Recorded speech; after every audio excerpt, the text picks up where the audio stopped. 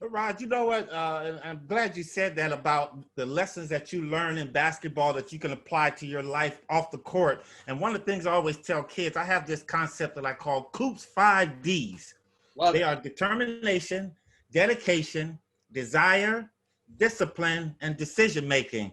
And I tell the kids that in the respect of, at one point in time, that was my report cards.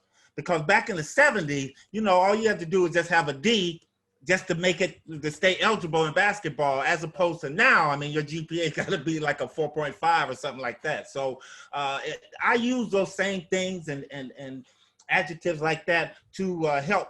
I mean, when I'm teaching kids on the basketball court, and I'm helping them in the classroom, and when I go out and talk in the community. So I am so glad that you mentioned that, and that's what you stand for. I appreciate that, Coop. And let me piggyback on what you just said, because I have a family member that is living proof of what you just talked about. My oldest son, Brandon, was a pretty darn good high school baseball player, and he was recruited by UCLA. And John Savage, the head coach there, who's been there forever and truly one of the best to ever do it at the collegiate level, he told me one day, look, your son, Brandon, is very good. He's a very good player.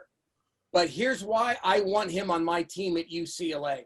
Is he a star? Like at the time they had a kid named Garrett Cole, who's gone on to do some pretty good things in the big leagues. And they also had another pitcher named Trevor Bauer, who pitches for the Reds now. He said, your son's not throwing high 90s like Trevor or Garrett, but we can put him on our roster. We know he's going to get really good grades. He's a really good kid.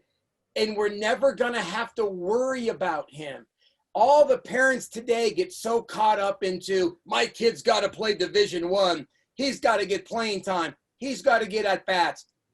The reality of the situation is there are only so many superstars, and you got to fill your roster with not only good, solid players, but really good kids and really good students, so the coaches don't have to worry about them. And I think a lot of parents these days lose sight of that.